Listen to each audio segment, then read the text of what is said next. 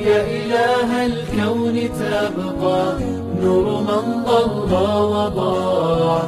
أنت أسمى أنت أنقى أنت للروح شراع. الحمد لله وكفى وسلام على عباده الذين اصطفى. أما بعد فأعوذ بالله من الشيطان الرجيم. بسم الله الرحمن الرحيم. ما يلفظ من قول إلا لديه رقيب عتيد. قال النبي صلى الله عليه وسلم: إن الله كره لكم قيل وقال وكثرة السؤال وإضاعة المال، أو كما قال عليه الصلاة والتسليم. رب اشرح لي صدري ويسر لي أمري واحلل عقدة من لساني يفقهوا قولي. سبحانك لا علم لنا إلا ما علمتنا إنك أنت العليم الحكيم. إن الله وملائكته يصلون على النبي يا أيها الذين آمنوا صلوا عليه وسلموا تسليما. اللهم صل على محمد عبدك ورسولك وصل على المؤمنين والمؤمنات والمسلمين والمسلمات. صدق الله العظيم وصدق رسوله النبي الكريم، ونحن على ذلك لمن الشاهدين والشاكرين، والحمد لله رب العالمين.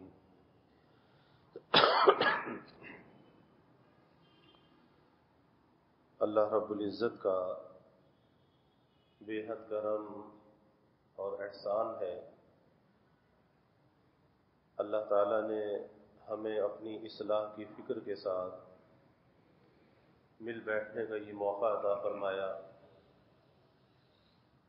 اللہ تعالیٰ ہم سب کے اس مل بیٹھنے کو قبول فرمائے اور اسے اللہ ہماری اصلاح کا اور اپنی رضا کا ذریعہ بنائے. اللہ رب العزت نے اس دنیا میں جو انسان کو پیدا کیا تو اس کے وجود میں اللہ نے ایسی نعمتیں رکھیں کہ جن نعمتوں کا دنیا کے اندر کوئی بدل نہیں ہے. ایک ایک نعمت ایسی ہے کہ جس کا دنیا کے اندر کوئی بدل نہیں ہے. اور کروڑوں روپیہ بھی اگر انسان خرچ کرے تو اس نعمت کو وہ حاصل نہیں کر سکتا جو اللہ نے صرف انسان کے وجود کے اندر رکھی ہے. آنکھ کتنی بڑی نعمت ہے، کان کتنی بڑی نعمت ہے، انسان کی دل اور دماغ کتنی بڑی نعمت ہے، پھر یہ زبان کتنی بڑی نعمت ہے، ہاتھ اور پیر کتنی بڑی نعمت ہے. ایک ایک چیز کو اللہ نے عجیب بنایا ہے کہ ساری دنیا مل کر ایک انسان کی انگلی کو نہیں بنا سکتی. اللہ نے کیسا انسان کا یہ وجود عطا کیا ہے، کتنی بڑی نعمت ہے. اور جو نعمت جتنی بڑی ہوتی ہے وہ نعمت اتنا ہی زیادہ شکر کا تقاضا بھی کرتی ہے. اور اس کائنات کے اندر یوں تو اللہ نے ساری کائنات کو نعمتوں سے بھر رکھا ہے، لیکن اس کائنات کے اندر انسان جو ہے یہ اللہ کی سب سے بڑی نعمت ہے. اور جب یہ انسان اللہ کی سب سے بڑی نعمت ہے اور اس کے وجود کو اللہ نے نعمتوں کا مجموعہ بنایا ہے تو پھر اللہ یہ چاہتا ہے کہ میرا یہ بندہ سب سے زیادہ میرا شکر گزار بھی ہو. شکر گزاری کیا ہے؟ شکر گزاری اللہ کی اطاعت گزاری ہے. اور اطاعت گزاری کیسے ہو؟ کہ اس وجود میں اللہ نے جو نعمتیں ہمیں عطا کی ہیں ان نعمتوں کو اللہ کی مرضی میں استعمال کرے، یہی اس کی شکر گزاری ہے. یہی شکر گزاری ہے. اور اس وجود کی نعمتوں کے اندر اگر ہم غور کریں تو سب سے بڑی جو نعمت ہے وہ انسان کی زبان ہے، کہ جو اس وجود انسانی میں سب سے زیادہ نیکیاں کمانے کا ذریعہ ہے، اگر یہ صحیح ہے، اور اگر یہ زبان بگڑ جائے تو پھر سب سے زیادہ گناہوں کا ذریعہ بھی یہی زبان ہے۔ یہی زبان ہے کہ جس سے انسان کلمہ پڑھتا ہے، ایمان کی دولت سے مشرف ہو جاتا ہے، اللہ کا مقبول بن جاتا ہے، اللہ کا محبوب بن جاتا ہے، اور جہنم سے ہمیشہ کے لیے آزاد ہو جاتا ہے۔ یہی زبان ہے کہ اگر اس سے کوئی کلمہ کفر کہتا ہے، ہمیشہ کے لیے آخرت کی جنت کی نعمت سے محروم ہو کر ابد الآباد کے لیے جہنم کا لقمہ بن جاتا ہے۔ یہی زبان ہے۔ یہی زبان ہے کہ انسان نکاح کے وقت دو قول و قرار کرتا ہے اور وہ بیوی اس کے نکاح کے اندر آ جاتی ہے، اس کے لیے حلال ہو جاتی ہے۔ اور یہی وہ زبان ہے کہ جب اس کا استعمال یہ غلط کرتا ہے اور دو بول زبان سے ایسے بولتا ہے کہ جس میں زندگی کا یہ بندھن یا رشتہ ٹوٹ جاتا ہے، ہمیشہ کے لیے ختم ہو جاتا ہے۔ تو پتہ یہ چلا کہ انسان کی زندگی پر، اس کے اعمال پر، اس کے احوال پر، اس کی زبان کے جو اثرات ہیں، اس کے معاشرے پر، اس کے گھر پر، اس کی زبان کے جو اثرات ہیں وہ بہت گہرے ہیں، بہت گہرے ہیں۔ لیکن ہم اس زبان کے اثرات کی جو گہرائی ہے، ہم اسے محسوس نہیں کرتے۔ یہی وجہ ہے کہ جب ہم اس زبان کے اثرات کی گہرائی کو محسوس نہیں کرتے تو ہم اس زبان کو چلائے چلے جاتے ہیں، بولے چلے جاتے ہیں، ہمیں یہ نہیں پتہ چلتا کہ یہ زبان سے جو کچھ نکل رہا ہے یہ خالی ہوا میں اڑ نہیں رہا۔ یہ تو اللہ فرما رہے ہیں ما یلفظ من قول الا لدیہ رقیب عتید، کہ یہ تمہارے دائیں بائیں دو لکھنے والے بیٹھے ہیں، اور جو کچھ تمہاری زبان سے نکل رہا ہے تو یہ لکھنے والے بیٹھے ہیں، یہ لکھ رہے ہیں۔ ہر اچھی بات کو بھی لکھ رہے ہیں اور ہر بری بات کو بھی لکھ رہے ہیں۔ یہ نہیں ہے کہ ہم جو چاہے بولے چلے جائیں اور اس کو لکھا نہ جا رہا ہو، ایسا نہیں ہے۔ اور یہ زبان اتنی بڑی اللہ کی نعمت ہے کہ جو انسان کے جذبات اور احساسات کی ترجمان بھی ہے، کہ انسان کے اندر کیا جذبات ہیں، کیا اس کے احساسات ہیں، اب اس کی وہ ترجمانی کس طرح سے کرے۔ تو اللہ نے اس ترجمانی کا ذریعہ اس زبان کو بنایا ہے کہ جس سے اب انسان اپنی بات کو، اپنے دکھ درد کو دوسروں تک پہنچا سکتا ہے، اپنے دکھ درد میں دوسروں کو شریک کر سکتا ہے۔ اللہ نے اس کا ذریعہ بھی اس زبان کو بنایا ہے۔ اسی لیے حضرت ابو الدرداء رضی اللہ تعالی عنہ بہت بڑے درجے کے صحابہ میں سے ہیں،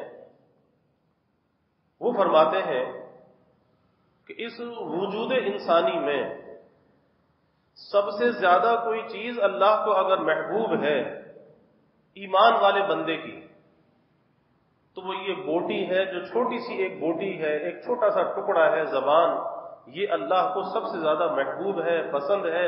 کس وجہ سے؟ کہ جب یہ اللہ کی رضا میں استعمال ہو۔ اور کافر کے وجود میں سب سے زیادہ مبغوض اگر کوئی چیز ہے، اللہ کو ناپسند اگر کوئی چیز ہے، اس کی زبان ہے۔ تو آج اگر ہم اپنی زندگیوں کا جائزہ لیں کہ اس زبان کی نعمت کو اللہ نے جس مقصد کے لیے ہمیں عطا کیا تھا، کیا آج ہم اسے اس مقصد کے اندر استعمال کر رہے ہیں؟ اور کیا ہم نے اس نعمت کا مقصد سمجھا ہے کہ اس کا مقصد کیا ہے؟ کیونکہ کل ہم سے سوال بھی ہوگا، ثم لتسألن یومئذ عن النعیم، ہر نعمت کے بارے میں سوال ہوگا، اور زبان نعمتوں میں بہت بڑی نعمت ہے، اس کے بارے میں بھی سوال ہوگا کہ اس زبان کو استعمال کہاں پہ کیا تھا۔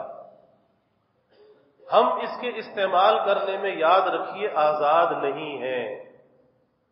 آج ہم یہ سوچتے ہیں کہ شاید ہم آزاد ہیں، زبان ہمارے 32 جبڑوں کے اندر محفوظ ہے، ہم اسے جہاں چاہے جیسے چاہے استعمال کر لیں، ہم اسے اپنی مرضی سے استعمال نہیں کر سکتے۔ یہاں تک اللہ کے حبیب صلی اللہ علیہ وسلم نے فرمایا، ایک حدیث پاک کا مفہوم ہے کہ جب صبح ہوتی ہے تو یہ جتنے اعضائے انسانی ہیں یہ زبان سے دست بستہ عرض کرتے ہیں کہ بھائی تو اگر صحیح رہے گی تو ہم بھی صحیح رہیں گے، تیرے اندر اگر سلامتی ہوگی تو ہمارے اندر بھی سلامتی ہوگی، اور اگر تیرے اندر کوئی بگاڑ آیا تو 32 محافظوں کے بیچ میں ہے، خطا زبان کرتی ہے، شامت انسان کے بدن کی آتی ہے۔ تو یہ ایسی چیز نہیں ہے کہ جسے بے باک چھوڑ دیا جائے اور جسے آزاد چھوڑ دیا جائے اور جس کے مصرف کو صحیح نہ کیا جائے۔ اور یہ بات بھی یاد رکھیے کہ اس کے مصرف کو صحیح کرنا، اللہ نہ کرے کہ اگر بگڑا ہوا ہے تو یہ بھی ہمارے اختیار میں ہے، ہم اس کے مصرف کو صحیح کر سکتے ہیں۔ اور آج اگر ہماری زندگی کے کچھ سانس باقی ہیں، کچھ دن باقی ہیں، تو ہم اپنی اس زبان کی درستی کے ذریعے سے، اس کی اصلاح کے ذریعے سے ہم اللہ کے سامنے کچھ اپنے ماضی کی تلافی کر سکتے ہیں۔ لیکن اگر آج بھی ہم نے اس کی فکر نہ کی اور یہ وقت بھی ہمارے ہاتھ سے نکل گیا تو کل اللہ کے سامنے یہ کیفیت ہوگی کہ پہلی بات تو یہ ہوگی کہ انسان اپنے کسی جرم سے انکار نہیں کر سکے گا، اور اگر کوئی انکار کرنا بھی چاہے گا تو پھر اس کے اعضاء کو زبان دے دی جائے گی، ہر عزم اس کے خلاف گواہی دے گا۔ اس نے آنکھ کو کہاں استعمال کیا تھا، آنکھ گواہی دے گی، اس نے کانوں کو کہاں استعمال کیا تھا، کان گواہی دیں گے۔ یعنی ان اعضاء کو زبان دے دی جائے گی اور یہ اعضاء اس کے خلاف گواہی دیں گے۔ اللہ نہ کرے کہ ایسی نوبت آئے۔ آج ہمارے پاس وقت موجود ہے اور آج ہم اس کی تلافی کر سکتے ہیں، ہم اپنی زندگی کے رخ کو آج بدل سکتے ہیں، تو کیوں نہ آج اپنی زندگی کے رخ کو بدل لیں اور کل وہاں کے سوال سے ہم بچ جائیں، کیونکہ وہاں کا سوال اتنا خطرناک ہوگا، اتنا مشکل ہوگا کہ ام المؤمنین سیدہ عائشہ صدیقہ رضی اللہ عنہا نے سوال کیا کہ یا رسول اللہ صلی اللہ علیہ وسلم، آسان حساب کیا ہے؟ آسان حساب۔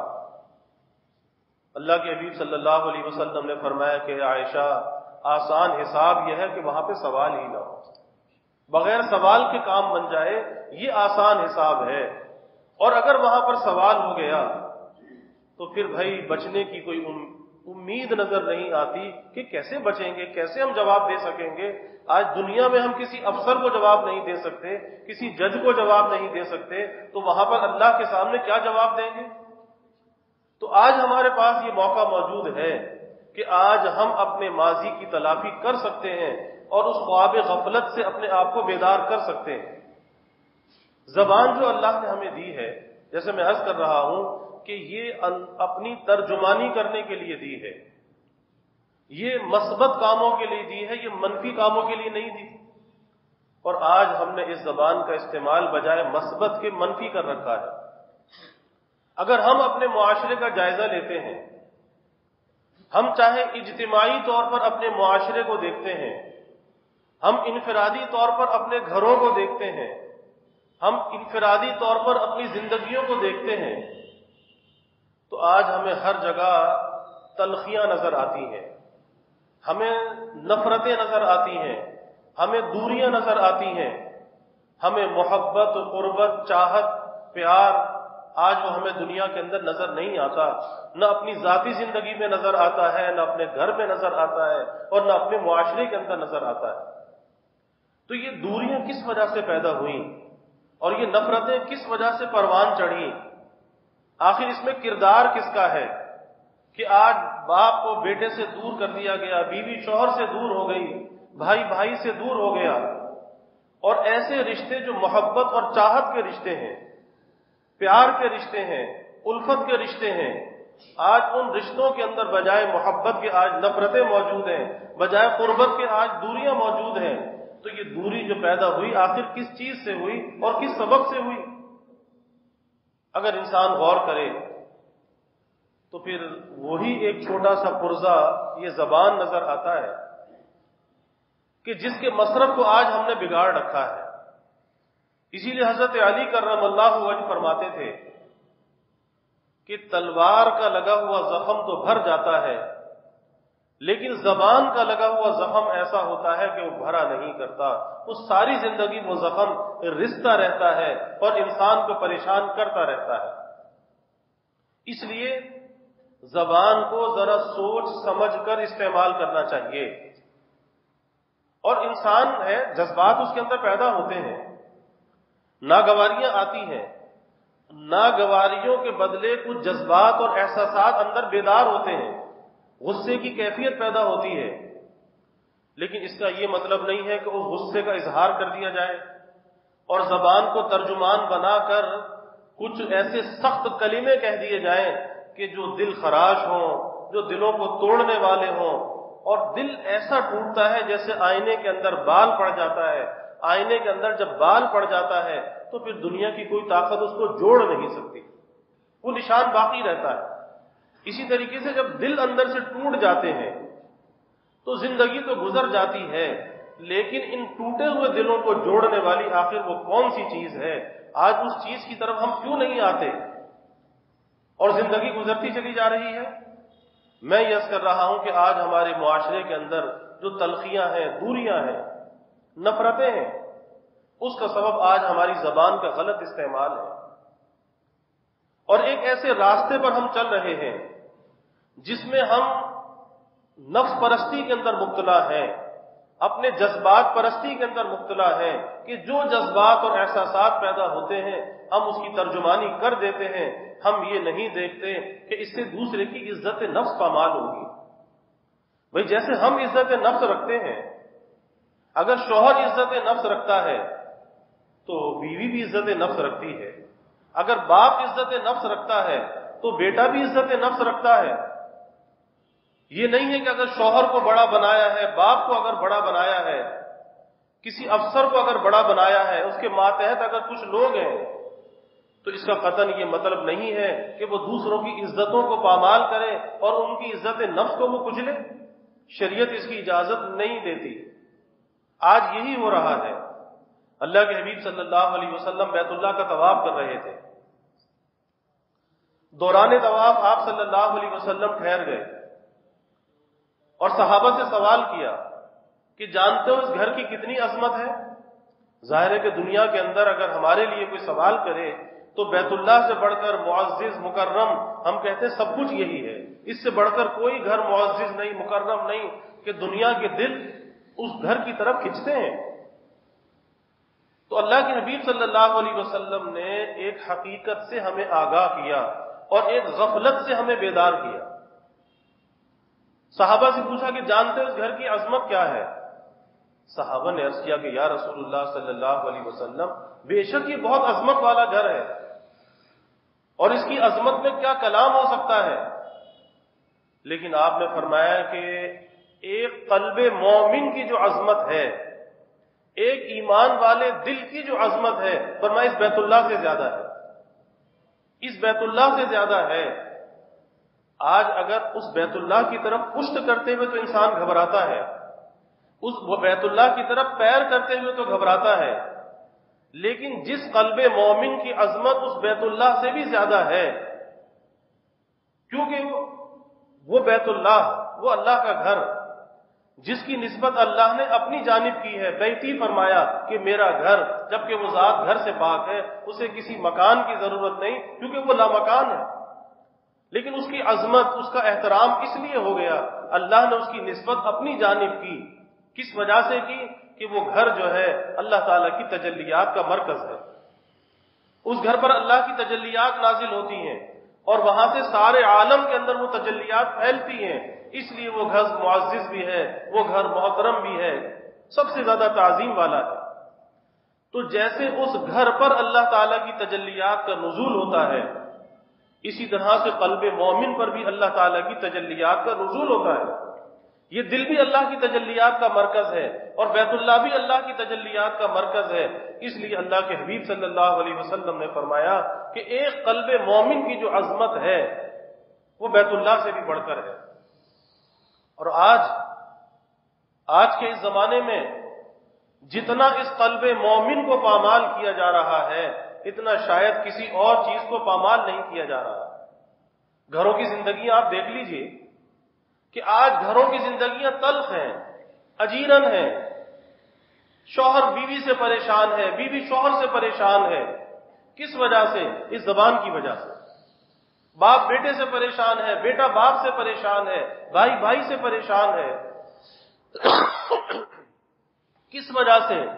اس زبان کی وجہ سے کہ یہ زبان انسان کے قابو میں نہیں۔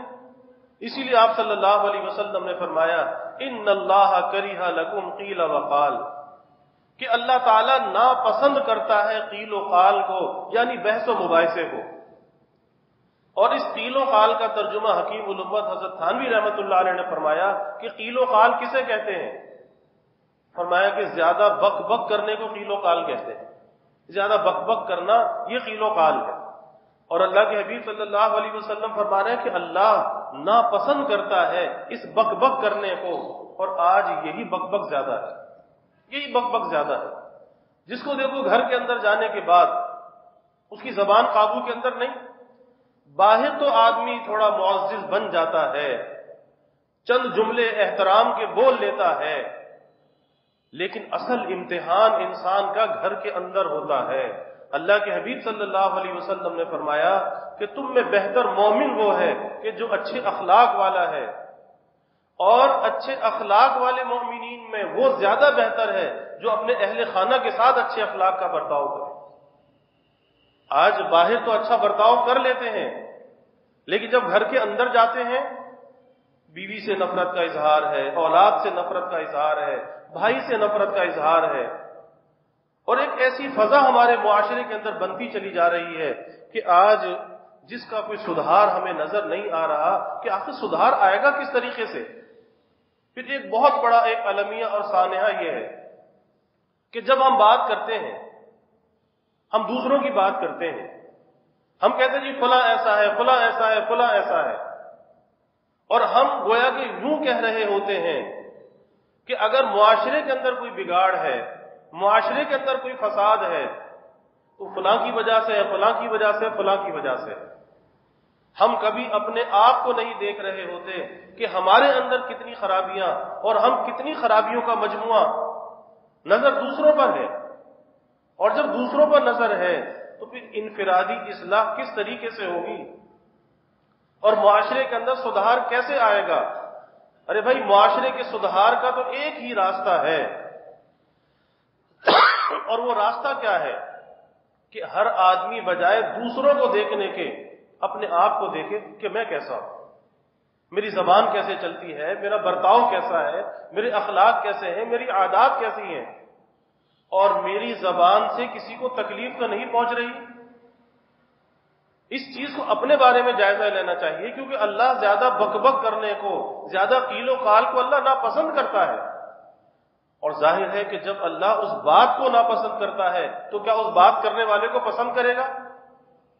جس بات کو اللہ ناپسند کرے اور جو وہ بات کرے وہ اللہ کا پسندیدہ کیسے ہو سکتا ہے؟ ظاہر سی بات ہے کہ وہ بھی اللہ کا ناپسندیدہ ہوگا جو ایسی بات کرے گا جو اللہ کو پسند نہیں ہوگی۔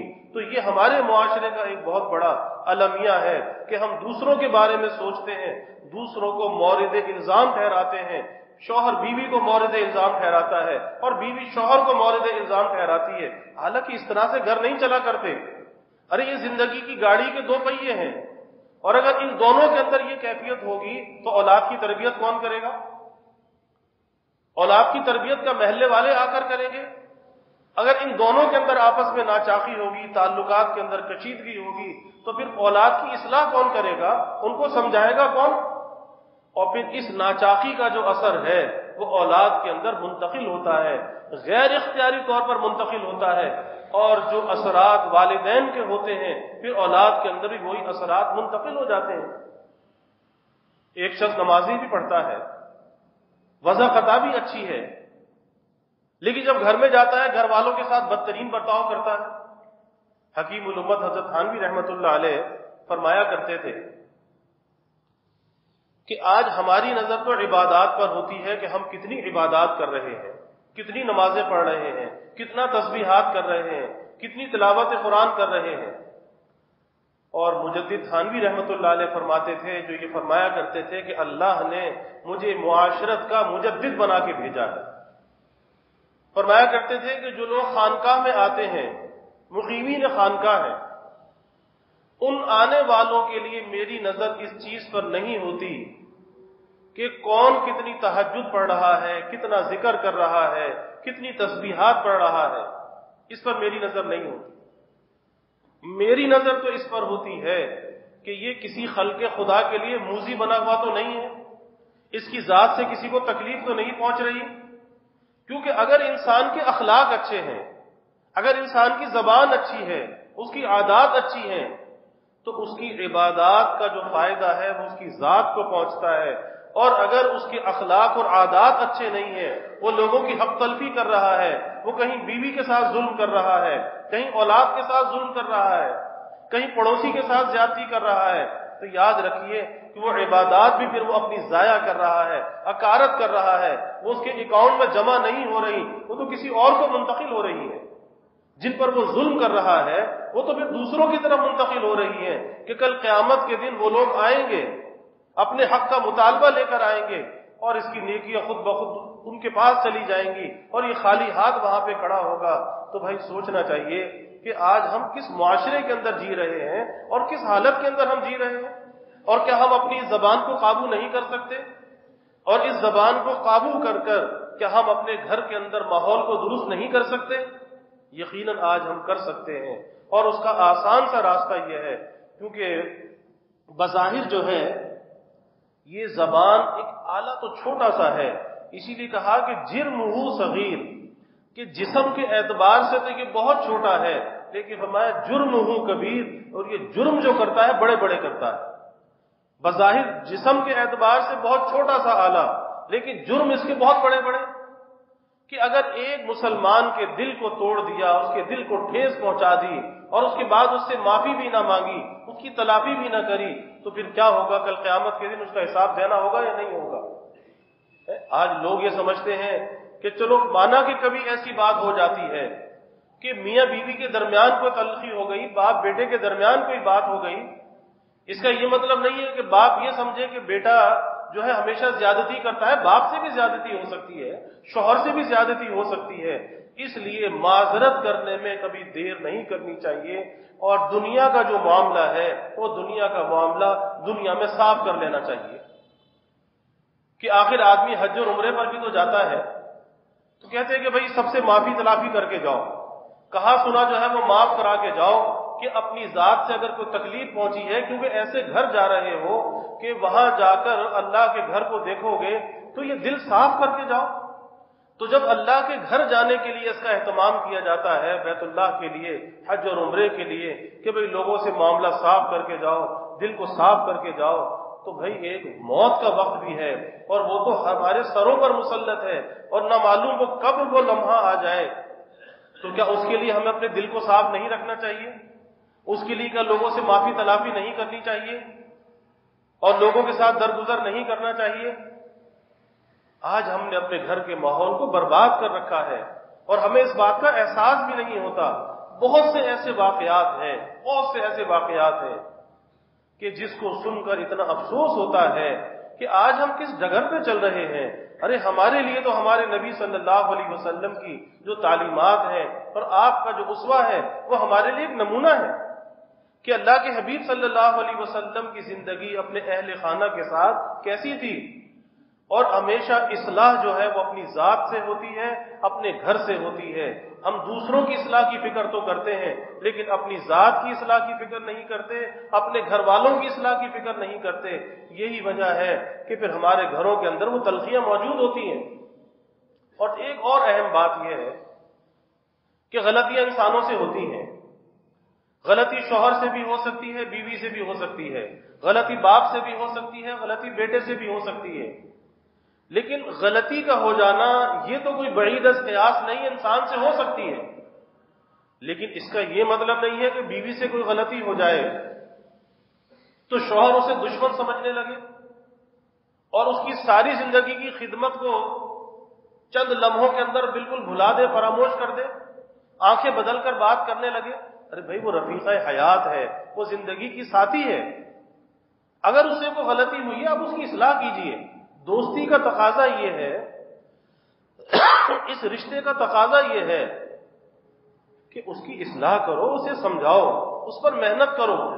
بیٹے نے اگر کوئی غلطی کی ہے تو بیٹا دشمن نہیں ہے، اسے سمجھاؤ، اسے دوست بناؤ، اس کی اصلاح کرو اور اچھے انداز کے ساتھ کرو۔ قرآن نے کیا کہا کہ موعظۃ حسنہ کے ساتھ، یعنی کسی کو اگر سمجھانا بھی ہے تو اچھے انداز کے ساتھ سمجھانا چاہیے، یہ نہیں کہ ایک دم سے انسان تلخی کے ساتھ بات کرے، سختی کے ساتھ بات کرے، تو یاد رکھیے کہ اس تلخی کا، سختی کا کبھی اثر نہیں ہوا کرتا، کیونکہ بہت سے لوگ ایسے بھی ہوتے ہیں کہ جذبات میں آنے کے بعد گالیاں بکنے لگتے ہیں۔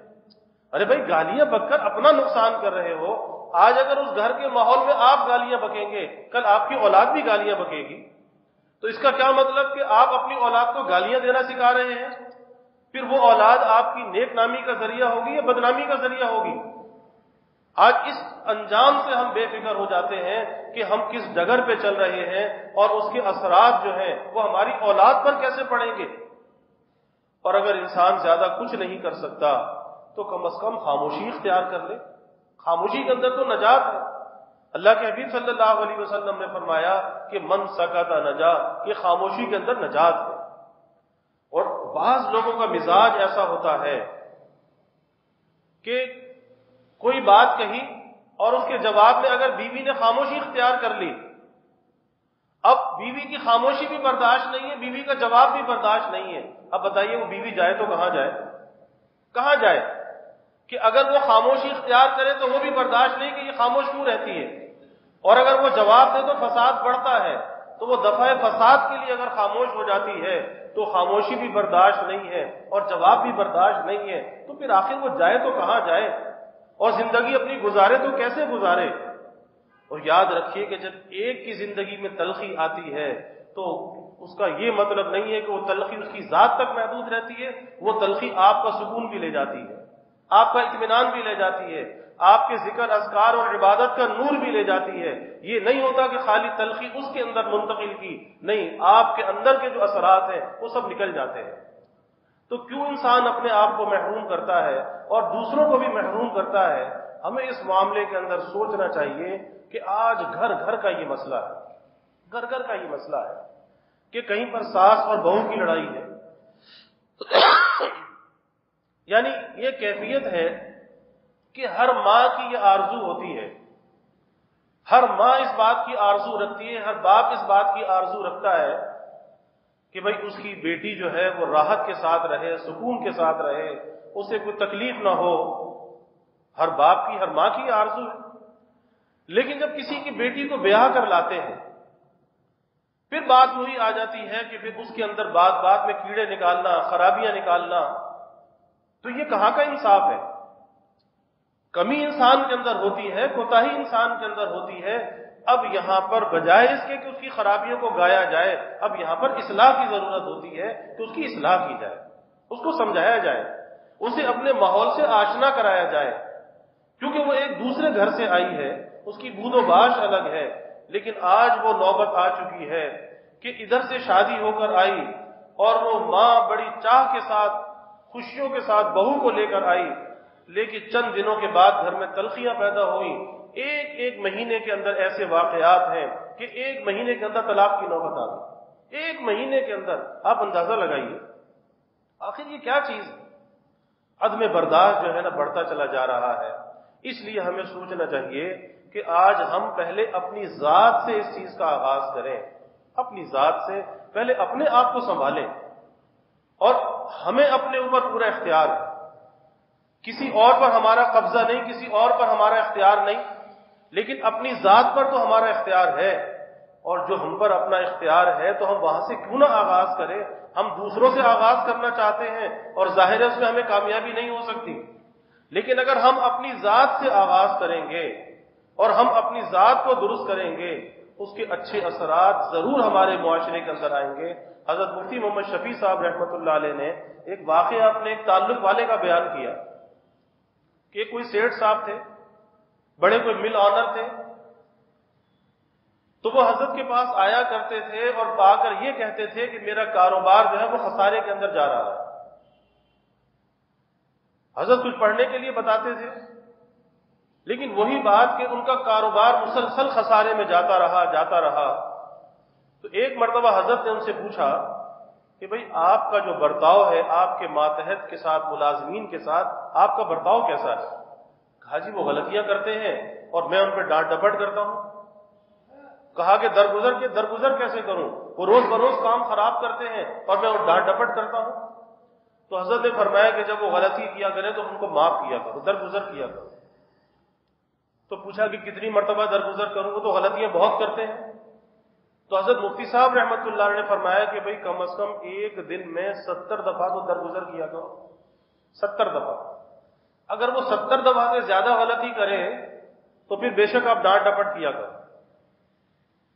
اب اس کے بعد یہ ہوا کہ کچھ دن تک جب انہوں نے گننا شروع کیا تو ایک دن بھی 70 دفعہ کی نوبت نہیں آئی، ایک دن بھی۔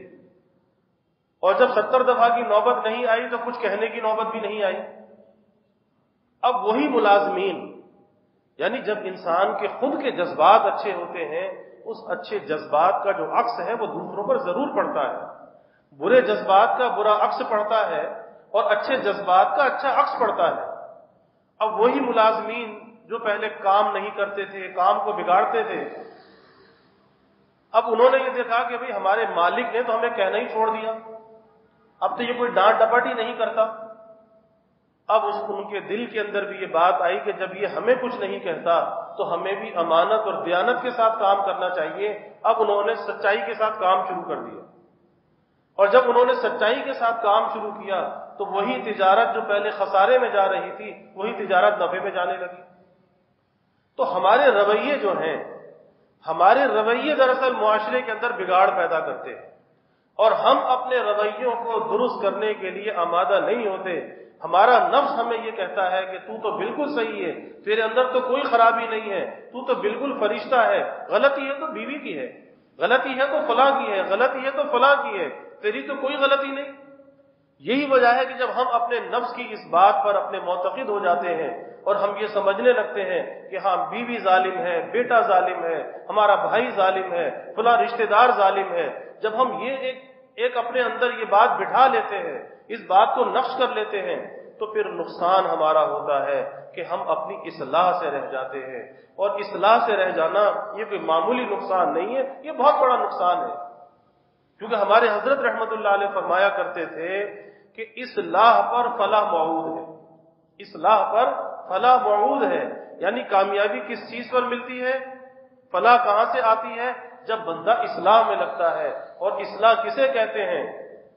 اصلاح کہتے ہیں کہ جب کپڑا میلا ہو جاتا ہے، اس میلے کپڑے کو واشنگ مشین میں ڈال کے جب دھوتے ہیں، اس کا میل کچیل نکل جاتا ہے، اس کپڑے کی اصلاح ہو جاتی ہے۔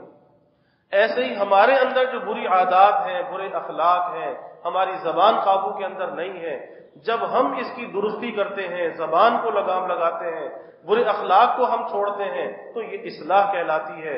اور ہم میں سے ہر شخص اصلاح کا محتاج ہے، اور زندگی کے کسی بھی حصے میں کبھی بھی اپنے کو اصلاح سے مستغنی نہیں سمجھنا چاہیے۔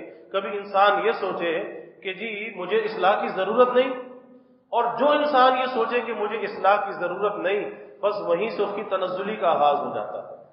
زندگی کے آخری سانس تک انسان اصلاح کا محتاج رہتا ہے، اور اصلاح سے کبھی مستغنی نہیں ہو سکتا۔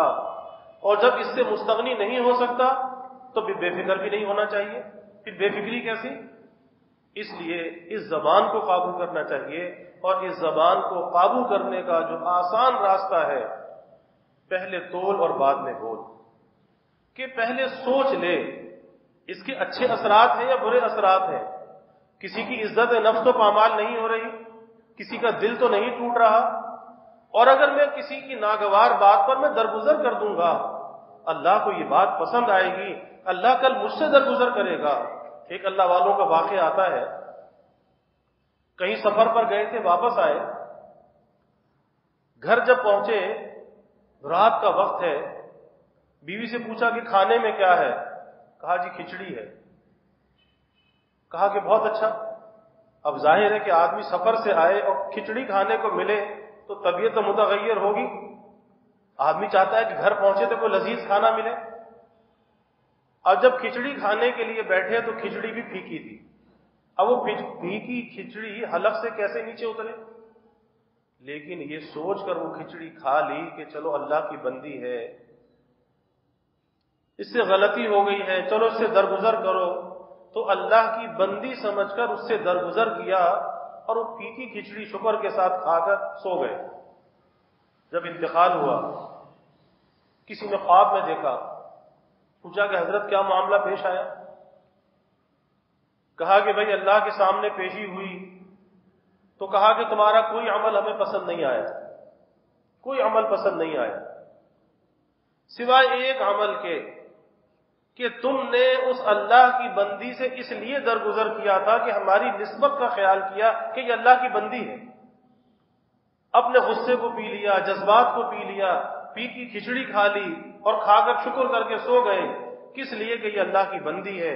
تو تم نے اللہ کی بندی سمجھ کر اس سے درگزر کیا. آج اس وجہ سے ہم تم سے درگزر کرتے ہیں. اور حدیث شریف میں بھی آتا ہے کہ بھئی تم زمین والوں پر رحم کرو، آسمان والا تم پہ رحم کرے گا. کیا ہم آسمان والے کے رحم کے طالب نہیں ہیں؟ اس کے رحم کے محتاج نہیں ہیں؟ ارے قدم قدم پر اس کے رحم کے محتاج ہیں. اگر اس کا رحم ہمارے شامل حال نہ ہو، اس کی مدد ہمارے شامل حال نہ ہو، کیا ہم ایک قدم بھی چل سکتے ہیں؟ کیا ہم کچھ کر سکتے ہیں؟ اور حدیث شریف میں یہاں تک فرمایا اللہ کے حبیب صلی اللہ علیہ وسلم نے کہ جو اللہ کی مخلوق سے درگزر کرتا ہے، دنیا میں درگزر کرتا ہے، کل قیامت کے دن اللہ اس سے درگزر کرے گا اور وہاں وہ اس بات کا زیادہ مستحق ہوگا کہ مجھ سے درگزر کیا جائے. لیکن اگر کوئی یہ چاہتا ہے کہ اللہ اس سے درگزر کرے تو اس کا آسان سا راستہ یہ ہے کہ یہاں پہ اللہ کی مخلوق سے درگزر کرے. اور پھر اللہ کی مخلوق میں ہر وقت کا جو ساتھ ہے، انسان کی رفیقہ حیات ہے، اس کی بیوی ہے جس کا رات دن کا ساتھ ہے اور جس کی زندگی کے اندر بڑی قربانیاں ہیں. یاد رکھیے کہ ہر مرد کی تعمیر اور ترقی کے اندر عورت کا کردار ہوتا ہے اور بغیر عورت کے کردار کے مرد جو ہے تعمیر اور ترقی کے مراحل کو طے نہیں کر سکتا. کبھی عورت کا وہ کردار ماں کے روپ میں ہوتا ہے، کبھی بہن کے روپ میں ہوتا ہے، کبھی بیوی کے روپ میں ہوتا ہے، کبھی بیٹی کے روپ میں ہوتا ہے، لیکن ہوتا ضرور ہے. آخر انبیاء نے کہاں سے جنم لیا؟ ارے انبیاء نے بھی عورت کی کوکھ سے جنم لیا ہے. تو انسان کی زندگی کے اندر عورت کا کردار ضرور ہوتا ہے. اس لیے اس کو خوش رکھنا چاہیے اور اپنی زبان کو قابو رکھنا چاہیے، کیونکہ کبھی ایسا ہوتا ہے کہ مرد عورت کی زبان کو کھلوا دیتا ہے. قصور مرد کا ہوتا ہے کہ اگر یہ اپنے جذبات کو قابو رکھتا اور اصلاح کے پہلو کو لے کر چلتا کہ اگر یہ میری زندگی کی رفیقہ حیات ہے تو مجھے اس کی اصلاح کرنی ہے، دشمن نہیں ہے، اسے کو مار کے ختم نہیں کرنا، اس کی اصلاح کرنی ہے. اور اصلاح اچھے اخلاق سے ہوتی ہے، اصلاح نرمی سے ہوتی ہے، نرم کلامی سے ہوتی ہے. اور حدیث شریف میں یہاں تک آتا ہے اللہ کے حبیب صلی اللہ علیہ وسلم نے فرمایا کہ اللہ تعالی نرمی پر وہ کچھ عطا فرماتا ہے جو کسی اور چیز پر عطا نہیں کرتا. کہ اللہ کی مخلوق کے ساتھ ارے نرم برتاؤ کر کے تو دیکھو، پھر دیکھو کہ اللہ کیا کچھ عطا کرتا ہے. آج تک تو ہم نے سختیاں کی ہیں اور سختیاں کر کے اپنی زندگی کے سکون کو ضائع کیا ہے، اپنے قلبی سکون کو ہم نے برباد کیا ہے. اگر ہم سکون اور اطمینان چاہتے ہیں، اب اللہ کی مخلوق کے ساتھ، اپنے گھر والوں کے ساتھ، ہم ماتحتوں کے ساتھ ذرا نرم برتاؤ کر کے دیکھیں، پھر دیکھیں کہ زندگی کے اندر کتنا سکون آتا ہے اور کتنا ٹھہراؤ آتا ہے. تو بھائی ہمیں اس زبان کی احتیاط کو جو ہے وہ لازم پکڑنا چاہیے. اور اس کی آسان سی ترکیب جو اللہ والوں نے بیان کی کہ پہلے تول اور بعد میں بول، کہ بولنے سے پہلے سوچ لے، تول لے کہ یہ بات کرنے کی ہے یا نہیں، اور اگر یہ بات کی جائے گی تو کیا اس کا اچھا نتیجہ ہوگا یا برا ہوگا، یہ بات اثر انداز ہوگی یا نہیں ہوگی. کیونکہ کبھی ایسا ہوتا ہے کہ انسان صحیح بات کرتا ہے لیکن صحیح بات کرنے کے لیے غلط وقت کا انتخاب کرتا ہے. اب اس غلط وقت میں وہ صحیح بات بھی کارگر نہیں ہوتی اور اس صحیح بات کا غلط نتیجہ سامنے آتا ہے. اس لیے عقل مندی کا تقاضا یہ ہے کہ صحیح بات کو صحیح وقت پر کہا جائے، صحیح موقع پر کہا جائے اور نرمی کے ساتھ کہا جائے، جب تو وہ بات اثر کرتی ہے، اور اگر صحیح بات کو غلط موقع پر کہہ دیا کبھی بھی اثر نہیں ہوگا۔ یہی وجہ ہے کہ کبھی بیوی شکوہ کرتی ہے، کبھی شوہر شکوہ کرتا ہے، کہتا جی میں نے تو صحیح بات کہی تھی، تو بات تو صحیح کہی تھی لیکن موقع غلط تھا، غلط وقت کا انتخاب کیا۔ اس لیے کسی دوسرے تک اپنی بات کو پہنچانے کے لیے ہمیشہ وقت کا انتظار کرنا چاہیے، موقع کی تلاش کرنی چاہیے۔ یہ نہیں کہ جب جی چاہا، جس وقت جی چاہا اور جو ہے وہ گولے برسانا شروع کر دیے، کہنا شروع کر دیا، زبان چلانا شروع کر دی، اس کا کبھی اچھا نتیجہ نہیں ملے گا، پھر وہی ہوگا جو ہمیں نظر آ رہا ہے۔ اس لیے بولنے سے پہلے سوچنا چاہیے اور کبھی کسی قلب مومن کو پامال نہیں کرنا چاہیے، کیونکہ جب آدمی کسی کے ساتھ تلخی کا برتاؤ کرتا ہے، مجدد تھانوی رحمت اللہ علیہ نے فرمایا تلخ کلامی، بد کلامی، فحش گوئی یا گالیاں بکنا، فرمایا کہ اس وقت اپنی تکبر، اپنی بڑائی اس کے ذہن میں ہوتی ہے، کیونکہ بڑائی جبھی ہوتی ہے کہ دوسرے سے حقارت کا برتاؤ کرتا ہے، چاہے وہ بیوی سے کرے، اولاد سے کرے، ملازم سے کرے، پڑوسی سے کرے، کسی سے بھی کرے۔ اور فرمایا کہ یہ تکبر کا انسان کے اندر ہونا یہ ایک بیماری نہیں ہے، یہ بہت سی بیماریوں کا مجموعہ ہے۔ اس لیے نرمی انسان کے اندر عاجزی لے کر آتی ہے، اور اللہ کو یہ نرم دل پسند ہے، عاجزی کرنے والا دل پسند ہے، کہ جو اللہ کے سامنے بھی جھک جائے، جو بندوں کے سامنے بھی جھک جائے، اللہ کی مخلوق سے درگزر کرے، کیونکہ حدیث میں آتا ہے الخلق عیال اللہ، یہ ساری مخلوق اللہ کا کنبہ ہے۔ آج ہمارے کسی بھائی کو، بیٹے کو کوئی تکلیف پہنچائے، ہمیں کتنی تکلیف ہوتی ہے، ہم اسے برداشت نہیں کرتے، تو اللہ کے کنبے کو اگر کوئی تکلیف پہنچائے تو کیا وہ راحت سے رہ سکتا ہے؟ جبکہ ساری راحتیں، سارے اطمینان، ساری دنیا کے خزانے اللہ کے قبضے میں، اور ہم یہ چاہیں کہ اللہ کی مخلوق کو ستا کر ہم راحت کے اندر آئیں گے، اللہ کبھی ہمیں راحت نہیں دے گا، کبھی سکون نہیں دے گا، بلکہ نعمتوں کے ساتھ بھی پریشانی ہوگی۔ اس لیے اگر ہم سکون چاہتے ہیں، زندگی میں اطمینان چاہتے ہیں، اللہ کی مخلوق کے ساتھ اچھا برتاؤ کریں، اور قطع نظر اس سے کہ دوسرا ہم سے کیسا برتاؤ کر رہا ہے، قطع نظر اس سے، یہ نہیں کہ اگر اس نے سلام کیا تو ہم نے بھی سلام کیا، یہ تو مکافات ہے، بدلہ ہے، قطع نظر اس سے، کیونکہ ہمارے نبی کی تعلیم یہ ہے کہ اگر دوسرا تم سے کوئی برائی کر رہا ہے تو برائی کا بدلہ برائی نہیں ہے، بلکہ برائی کا بدلہ اچھائی ہے۔ اگر وہ برا ہے تو اس کے صلے میں کیا ہم بھی برے بن جائیں؟ ہمیں تو اچھائی کا دامن نہیں چھوڑنا چاہیے، اور بالآخر اچھائی غالب آتی ہے، بالآخر نیکی غالب آتی ہے، بالآخر اچھے اخلاق غالب آتے ہیں۔ اللہ سے دعا بھی کرنی چاہیے،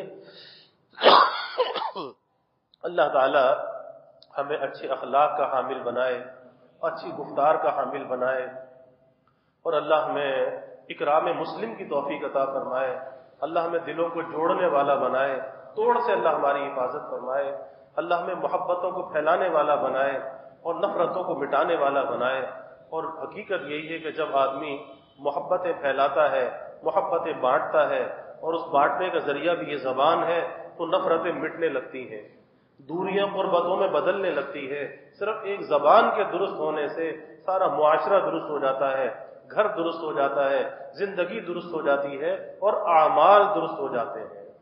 کیونکہ زبان درست ہوتی ہے تو دل درست ہوتا ہے، اور اگر زبان بگڑتی ہے تو یہ دل بھی بگڑ جاتا ہے۔ اللہ تعالی ہم سب کو اس کا فکر عطا فرمائے۔ وآخر دعوانا ان الحمد للہ رب العالمین۔